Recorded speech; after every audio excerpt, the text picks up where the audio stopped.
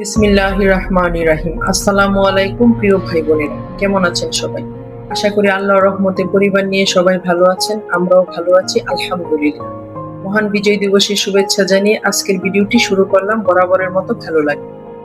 আজকে আমি ছাদ থেকে কিছু সবুজ টমেটো নিয়ে যাব, যেহেতু আমরা বেড়াতে যাব, বাচ্চাদের পরীক্ষা শেষ, তো যা সবজি আছে দেখে দেখে সেগুলা নিয়ে খেয়ে ফেলবো। পরে হয়তো এগুলা দেখাশোনার কেউ তেমন করে আসবে না ছাদে। দুইটা পচা টমেটো এনে বালতিতে ফেলেছিলাম, সেখান থেকে গাছগুলো হয়েছে। এখানে অনেকগুলো চারা হয়েছিল, বিভিন্ন জায়গায় আমি চারাগুলো লাগিয়েছি। আমার ছাদ বাগানে অনেক টমেটো গাছ আছে, ওগুলার মধ্যে কোনোটাতে ফুল এসেছে, কোনোটাতে ছোট ছোট টমেটো ধরেছে। ওই দুইটা গাছ থেকে আমি এখন টমেটো নিব। এই গাছটার মধ্যে 5-6টা টমেটো এসেছে, এগুলো আমি ছিঁড়ে ফেলবো। তো আজকে যা টমেটো নিয়েছি তা দিয়ে আমাদের একটা ভর্তা ভাজি হয়ে যাবে। ছাদ থেকে এখন আমি নেমে যাইতেছি। সকালে নাস্তা বানানোর জন্য আটা চেলে নিতেছি। এই আটাটা গতকাল এনেছিল, কিন্তু চালা হয়নি। চালার পরে চালনের মধ্যে তেমন কোনো ময়লা বের হয়নি, তারপর আমি চেলে কাই করে দিয়েছি। এখন মা রুটি বানিয়ে দিতেছে আর আমি রুটিগুলো সেঁকে নিতেছি। এর পাশে চুলার মধ্যে আমি রুটি দিয়ে খাওয়ার জন্য বুটের ডাল বসিয়েছি। বুটের ডাল আর একটু জাল হলে নামিয়ে নিব। এখন উপর থেকে একটু জিরার ফাঁকি দিয়ে দিতেছি। ডালটা বেশি ঝোলও রাখবো না, আবার বেশি শুকাবো না, যাতে রুটি ভিজিয়ে ডাল দিয়ে খাওয়া যায়। আর রুটিগুলো দেখুন কিরকম সুন্দর ফুলে ফুলে উঠতেছে। ভিডিওর মাঝামাঝি এসে সবাইকে একটা রিকোয়েস্ট করে নিচ্ছি, প্লিজ আমার ভিডিওটি যদি কোথাও কোনো অংশ আপনাদের একটুখানি ভালো লেগে থাকে, তাহলে প্লিজ ভিডিওটিতে একটি লাইক দিয়ে ভিডিওটি কন্টিনিউ করবেন। আপনার একটি মূল্যবান লাইক আমার কাছে খুবই গুরুত্বপূর্ণ। আপনি যদি আমার চ্যানেলে নতুন হয়ে থাকেন, তাহলে প্লিজ চ্যানেলটিকে সাবস্ক্রাইব করে দিবেন।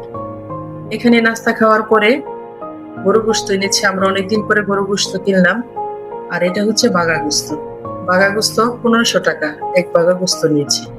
বাঘা গোস্ত কিনা আমি বলবো একদমই ঠগা, কারণ বাঘা গোস্তর মধ্যে চর্বির পরিমাণ বেশি থাকে, হাড়ের পরিমাণ বেশি থাকে, ফ্রেশ গোস্তটা কম থাকে। তো দুপুরে রান্না বান্না করার জন্য এখানে মা আমাকে কুটা বাছা করে দিতেছে। এই যে ছাদ থেকে আনা টমেটো গুলো কুচি করে কেটে দিতেছে, এগুলো আমি ভাজি করব। আর গোস্তটাও কেটে দিতেছে। কুটা বাছা হয়ে গেলে তারপর রান্না বসিয়ে দিব। 1500 টাকা দিয়ে ভাগা গোস্ত না এনে এর সাথে আর 100 টাকা ভরে, মানে 1600 টাকা দিয়ে 2 কেজি ফ্রেশ গোস্ত বাজার থেকে আনলে সেই গোস্তটাতে অনেক বরকত হতো। যাই হোক, অনেকদিন পরে বাসার নিচে একটা গরু জবাই করেছি, সেখান থেকে এক ভাগা গোস্ত এনেছি, তা পুরোটুকু গোস্ত আমি রান্না করে ফেলতেছি। এখান থেকে শুধু একটু চবড়ি উঠিয়ে রেখেছি, আর একটু চবড়ি তরকারিতে দিয়েছি। সবগুলো চবড়ি দিলে তরকারি খাওয়া যেত না, তরকারির উপর শুধু তেলই বাসত। মশলা ও গোস্তটা আমি ভালোভাবে নাড়াচাড়া দিয়ে একসাথে করে এখন ঢেকে দিব। আর পাশেই আমি শিলপাটার মধ্যে গোস্ততে দেওয়ার জন্য আদা রসুন বেটে নিই। আর আদা রসুন বাটা হয়ে গেলে তারপর আমি এক চুলার মধ্যে আলুও ভেজে নিই। মাংসগুলো অনেকক্ষণ জাল হওয়ার পরে এখন আমি আদা রসুন বাটা দিয়ে নিতেছি। আদা রসুন বাটা দিয়ে আরেকটু কষানো হলে কিছু তরকারি তুলে রাখবো। আমাদের ঘরে কষানো তরকারিটা বেশি খাওয়া হয়, তাই এবার বাবা তো কষানো তরকারি একবার খাবে, তারপর আর ঝোল দিলে খেতে চাইবে না। তো কষানো হয়ে যাওয়ার পরে কিছু উঠিয়ে রেখেছি, এখন পাশের চুলায় আমি আলুগুলো ভেজে নিতেছি। তো খাওয়া দাওয়া শেষ করে, এটা হচ্ছে বিকেলের সময়। বিকেলবেলা আমাদের বাসার নিচে যে মসজিদ আছে, ওই মসজিদ থেকে কিছু তবারক দিয়েছে। আমাদের বাসায় 4 প্যাকেট আসছে। তবারকের মধ্যে ছিল বিরিয়ানি, গরু গোস্ত দিয়ে সাদা বিরিয়ানি। তো ছেলে মেয়েরা খুলে দেখতেছি কি খাবার দিয়েছে। এখন ওরা খাবে না, দুপুরে খেয়েছে, এখন পেট ভরা। এগুলো আমি একটা বোলের মধ্যে ঢেলে রেখে দিব, রাতের বেলায় খাবে।